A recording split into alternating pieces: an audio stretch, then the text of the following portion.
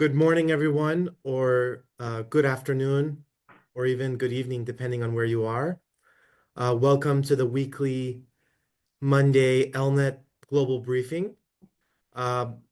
Before I hand it over to our moderator, I just wanted to note how important the Italy-Israel relationship is for this organization and for our broader mission. And Italy is the second largest manufacturing power in Europe. It is one of the most important diplomatic entities in the EU alongside France and Germany. And its position in the Mediterranean makes it geopolitically very important to the Jewish state, as well as to the United States and many of our allies. So we're looking forward to our esteemed speaker, and I'm going to turn it over to my colleague in ELNET-Italy, Ludovico. Ludovico, it's all you. Thank you very much. Thank you, Sia, and thank you, all of you, for being here. This is Ludovico Seppilli. I'm the Public Affairs Manager for ELNET-Italy, and I will have the pleasure to moderate and to introduce my friend and colleague, Mr. Paolo Messa. Paolo Messa is an Italian executive, publisher, professor. He currently lives in Washington, D.C., in the United States, and serves as a senior advisor at the NIAF, the National Italian-American Foundation, and he is a non-resident senior fellow at Atlantic Council think tank. He previously served as director of the Centro Studi Americani in Rome and held executive roles at Leonardo Company, as well as serving on the board of directors of Rai Television and CONAI in Italy. He also served as senior advisor to the Deputy Prime Minister of Italy and senior advisor to the Minister for Economic and Finance of Italy. He was spokesman for UDC political party. Now he is the publisher of Formiche, which is a major Italian magazine with focuses on national security, defense, healthcare, and international affairs. He also owns and publishes Code 39, a newsletter published in English and Arabic language. Very important and unique thing he does. And he is also an author of several books and an adjunct faculty member at the Lewis Business School. He's just recently been confirmed in this position, so congratulations for this, Paolo. And we will have a discussion about the importance of the relation from United States to Italy and Israel. I will start immediately with the first very important, I would say, thing, which is the fact that Italy has often been described as a bridge between the new US administration and the European Union, the European Union Commission. So how do you think, Paolo, Prime Minister and President of the Council of Italy, Giorgia Meloni, can manage her standing for President Donald Trump on one side and on the other side being a distinguished member of the European Council? And by the way, thank you very much for being our guest today. Thank you, Ludovico, and first and foremost, let me say hi to everybody. It is a great pleasure to be with you, this time from this side of the briefing, not as a listener. And it is really a great honor to me to be part of ELNET. I'm very committed on this project, and I would like to thank in particular Roberta for her efforts to make, I would say, ELNET a great, not again, in Italy. It is a very important thing, and today we are trying to discuss about the role of Italy, but the role of Italy can not be detached by the reality we live now. And the election of President Trump in the US represents one of the major disruptions in the recent years. And of course, I think Giorgia Meloni is now uniquely positioned to be a bridge, as you said, Ludovico, between Europe and the US. Probably at the beginning of this administration, I would say that was such a great position and fantastic challenge. Now I have to say that it is a very difficult and tricky position. because what is happening is not easy to manage from the European perspective. Because President Trump decided to be very tough on tariffs and very clear on the Russia-Ukraine situation. I don't believe that this administration, US administration, is going to make a super deal with Russia against Ukraine. But of course, if you want to achieve a peace deal, you have to, to work with Russia. And of course, you cannot offend your interlocutor. So for Europe, this is a very difficult situation because, of course, we see Russia as a threat, a direct threat. And Prime Minister Meloni has been always very clear. Italy stands with Ukraine, as well as we stand for Israel, of course. So when we have an aggressor, we are, against the aggressor, Russia or Hamas. And so European security, it's a priority for the Italian government. But differently from other European countries, Prime Minister Meloni really believes in the transatlantic alliance. So she thinks that we cannot decouple from the US. So despite all the hysteria we experience in the European Union these days, she's very strong, saying we need to stay together, Europe and the US, both on Ukraine and the Middle East. So again, this bridge is now very fragile, but that's the reason why it's even more important. So I would say that, as you can see even in her face, Giorgia Meloni is not happy with this situation. And she really has the awareness of, the challenges we are living. But I think that her position is very important for all of us, far beyond Italy. Thank you, Paolo. And speaking about Italy, it's pretty unique situation to see Italy now probably as the most stable country in Europe, I would say. Politically speaking, Italy is more stable now than everybody else, and is also growing more than Germany, France, and Spain, for example, which is also this pretty unique situation in the last decades. So will Italy really be the new special relation with the US, which was a role for the UK in the past? Of course, UK still represents the special relationship of the United States. Nevertheless, I think Italy plays a very important role for the reasons you just mentioned. The stability of our government is a plus in the historical relationship we always had with the US. And there is also this positive coincidence of a common political posture when it comes to the conservative world, and I mean President Trump and Prime Minister Meloni. So the stars are very well aligned in many, many ways, but what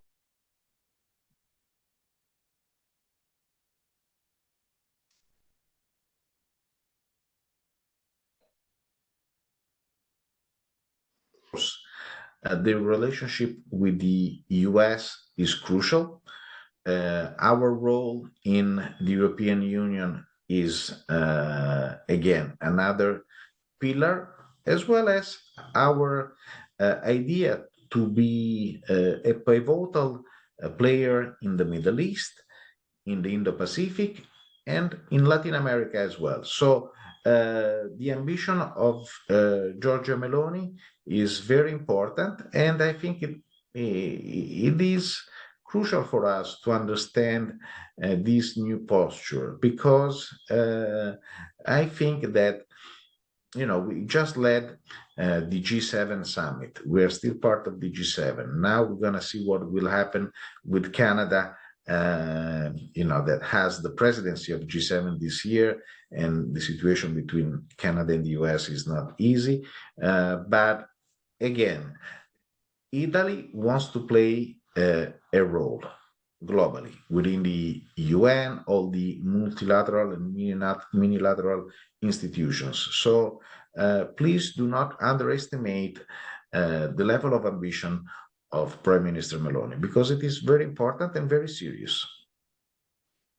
Thank you. Thank you. I completely agree with you. And speaking about the Middle East, the new US administration has very strong ideas and strong stances for Israel and the Middle East.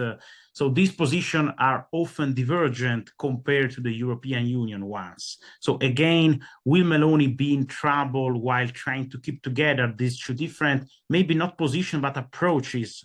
At least in terms of approach, there is for sure a difference between what Trump is doing and what Ursula von der Leyen, the European Commission, would like to do. For Meloni, it won't be easy to keep all this together, and how she can manage to work in the interest of the Italy-Israel and Italy-Middle East relation without harming her personal relation with Trump. Ludovico, let me tell you, as you probably know better than me, the issue here is not about US and EU. The real problem is about EU, because we have different ideas and different political positions within the European Union. And so, again, I think that Giorgia Meloni is a great bridge that can help Europeans to understand Trump and Trump to understand Europe, especially when it comes to Middle East. I personally think that when it comes to the Middle East, the situation is less critical than Russia-Ukraine, to be honest, because at the end of the day, we acknowledge the truth by Hamas, by the Iranian proxies in the region. So what we want is really to achieve more security and peace, hopefully, in the region. So in that case, I see the divergence, fill this gap, and I hope Giorgia Meloni can be helpful for this mission to reduce the differences between Europe and the US and within Europe itself. Thank you. Thank you very much. And also, you mentioned Iran, which is a trade partner for several European countries, and Italy is among them. Trump wants to be very tough with the Ayatollah regime. And so how could this situation develop, for example? Again, we know that security is the priority. So President Trump said also that he wants to reach a deal even with the Ayatollah regime. But of course, this doesn't mean that business should prevail over security. It's exactly the opposite. So Trump is telling, hey guys, I don't want to go in after you because you are you. I'm going after you because what you do in the region. We cannot accept you to support Hamas, Hezbollah, and Houthis. There is no way. And your idea to see Israel as the enemy, this is wrong. So if you want to work on development, economic growth, happy to support as the US. I'm speaking on behalf of the president. But, security is really the priority. And I think Europe feels the same, and Italy for sure. So, of course, our economies are always interconnected, but there is no way to see our small trade as a driver for our policy when it comes to Iran. No way.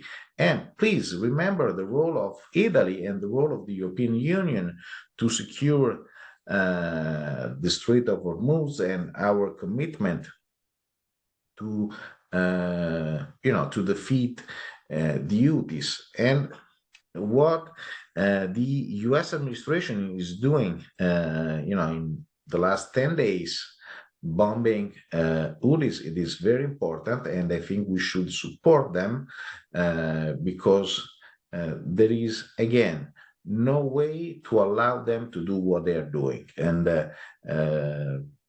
we need to have a secure, stable, and prosperous Middle East.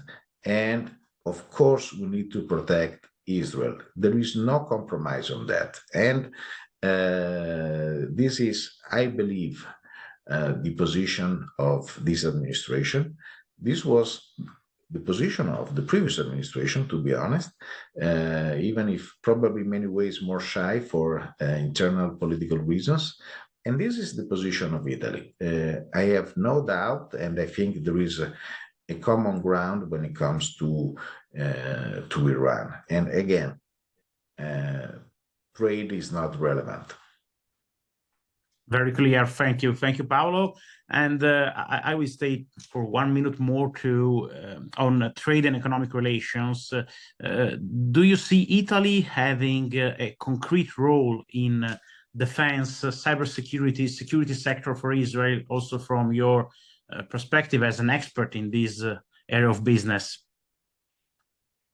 Thank you. I spent 5 wonderful years serving at Leonardo Company, which is, the major aerospace and defense company in Italy with a global footprint. And I remember well all the partnership we always had and still have with the different Israeli firms on security, cybersecurity, and aerospace. There are a lot of areas of cooperation, again, including space, so not only cyber. Cyber is the most mentioned, but it's not the only one. The Italian Air Force made a very important deal buying Israeli jet for very specific purposes. The Israeli Air Force used to be trained with Italian jets. So the famous airplanes we saw with the Frecce Tricolore are, the same jets that are used by the Israeli Air Force. So really the cooperation is very strong, and it could only improve. And I see, a lot of interest and appetite in working together on innovation, for example. So Israel is always cutting-edge technology oriented, and I think there are a lot of possible M&A and investments coming from Italy, and not only. But talking about policies, I think that Italy is already playing a role in Europe to say, when it comes to REARM, the famous program for major investments in defense, we should let these investments open to Israeli firms, because now the French idea of the strategic autonomy, this idea of buy European only, it is a great mistake. And we should keep the European doors opened to foreign companies, of course, from like-minded countries. I mean, US and Israel, for instance. So I hope the European budget for defense will be open to Israel and your companies allowed to participate to our bids. And I think this is another way to work better with Israel, Europe, and the US. And this idea to be more isolated is wrong. And I know for sure that Italy knows that, Prime Minister Meloni knows that, but even her predecessors knew that. So from this perspective, please consider that now the Italian government is very stable thanks to the leadership of Prime Minister Meloni. But actually, for many, many ways, we were stable even in the past. Even if we changed governments and prime ministers, we always had a common vision for our foreign policy. And this is something we should not be ashamed of saying that. So I think is something we should be proud as Italians. And in any event, for sure, this is what Prime Minister Meloni thinks. I mean, the openness of the European Union funds to friends like Israel and the US. Thank you, Paolo. And you underlined correctly several times the importance of national security. So Prime Minister Meloni and Deputy Prime Minister Tajani took Italy out from the Belt and Road Initiative signed with China by former Prime Minister Giuseppe Conte. And recently, President Trump spoke about the Golden Road, which should be a corridor involving India. And interesting fact, he mentioned Italy and Israel while doing this. So what do you think about this? And do you consider this project a concrete opportunity and maybe also a concrete example in terms of Italy-Israel connections? Thank you, Ludovico. You just mentioned, I think, one of the most important projects we have, globally speaking. And, you know, Prime Minister Modi, when he was leading the G20, made this memorandum of understanding about IMEC, the Indo-Mediterranean European Corridor, which is a project strongly sponsored by the United States of America.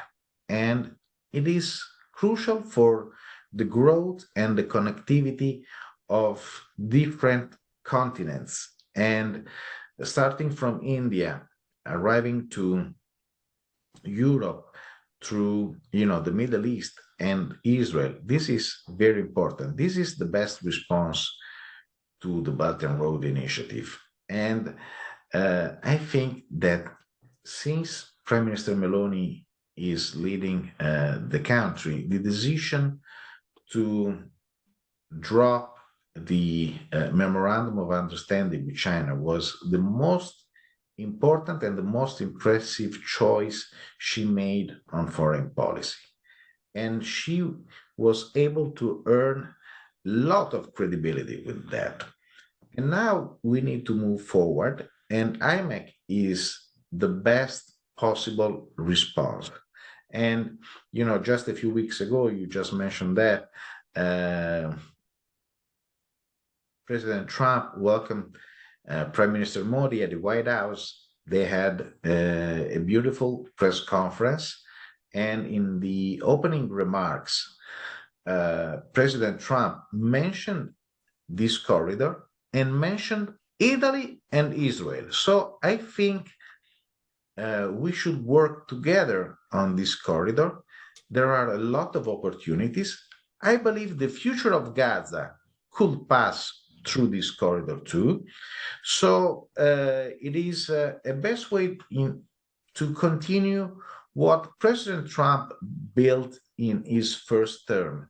And I would like to remind you the importance of I2, U2. So India, Israel, UAE, US, and that was the very beginning of the then Abraham Accords. So IMEC is, the continuation of this way of thinking. This is about diplomacy, this is about economy, this is about growth, this is about civilization. And it is a new idea of the Indo-Mediterranean framework. And I can't imagine Italy and Israel more close than ever on this. Very, very interesting. Thank you, Paolo.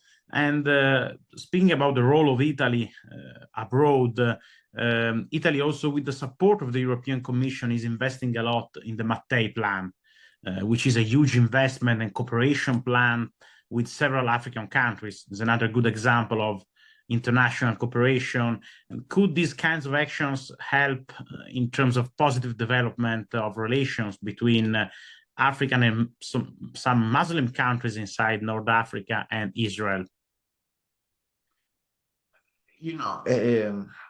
I think it is very important. I know I'm biased, being an Italian guy, so but this idea of working strategically in Africa, again, it is very important. It was one of the most important issue that Italy was able to raise during the G7 last year.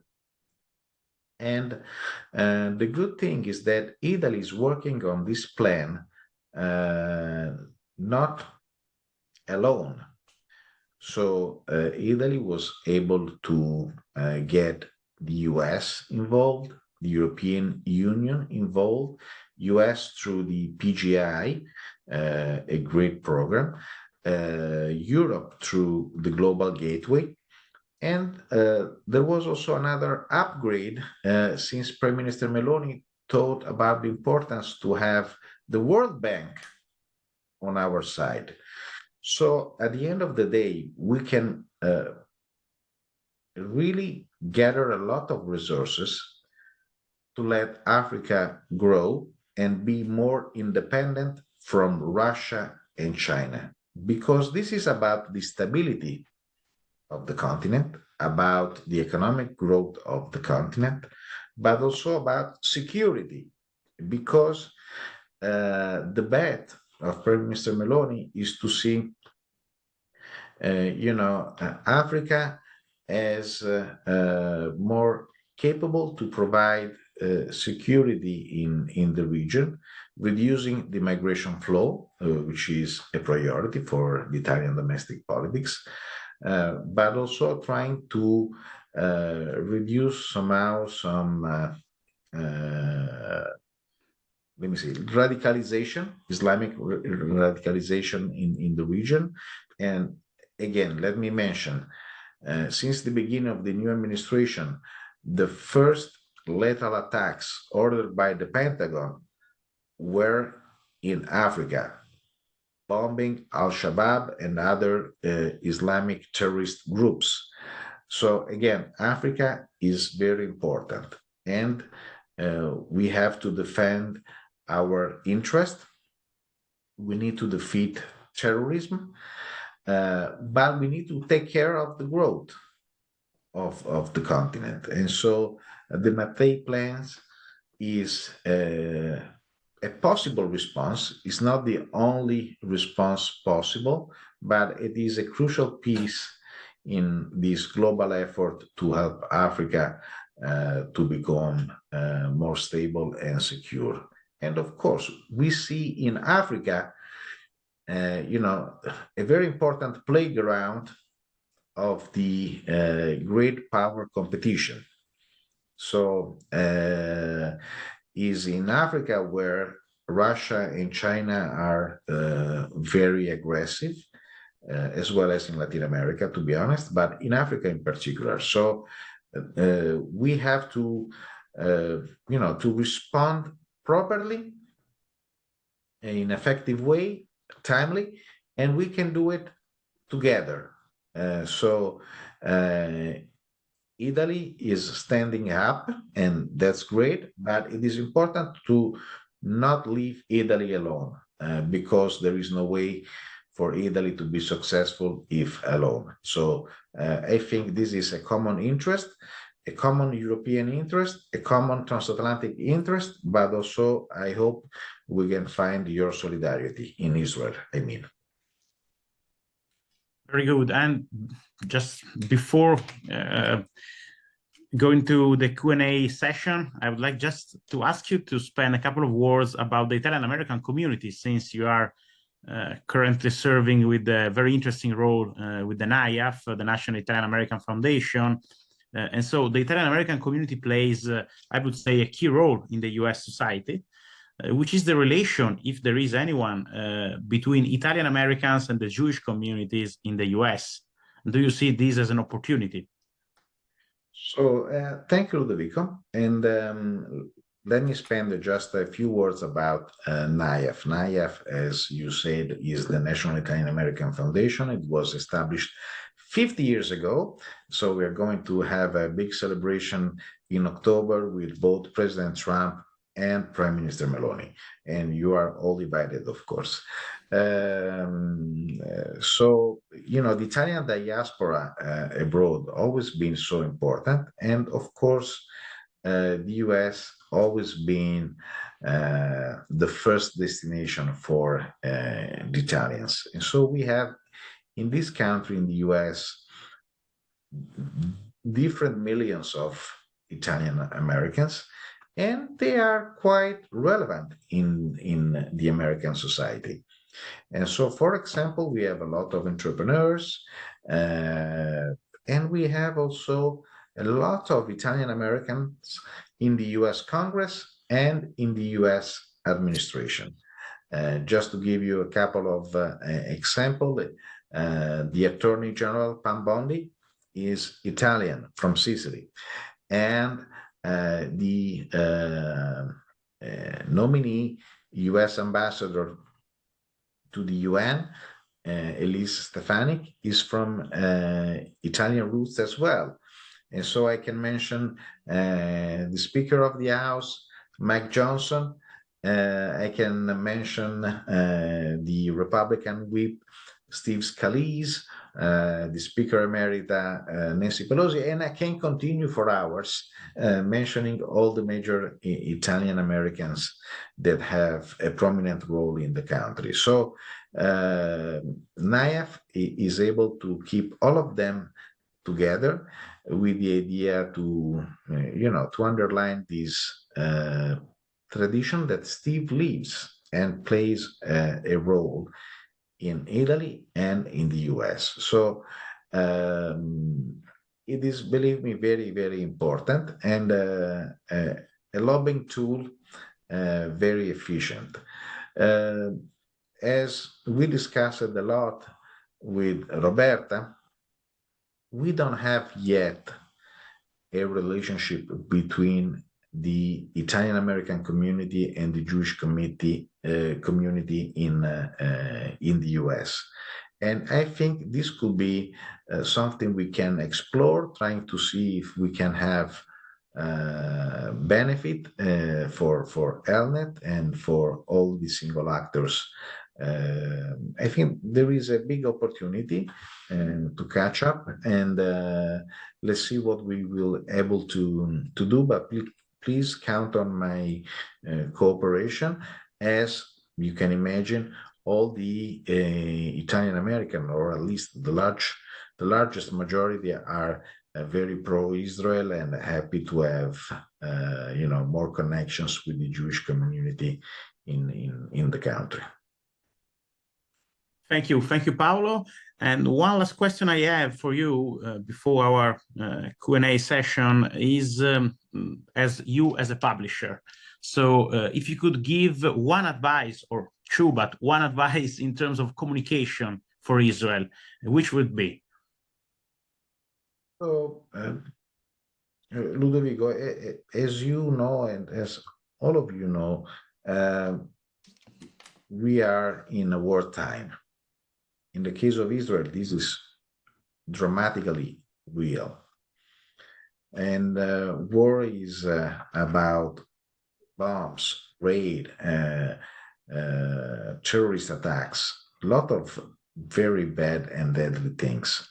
But part of war is in the infosphere. So what we call the hybrid war. So this is something that we experience every day in Israel, in the US, in Europe, in Italy. Our enemies are trying to undermine our society, to divide us, to create problems, even if they do not exist.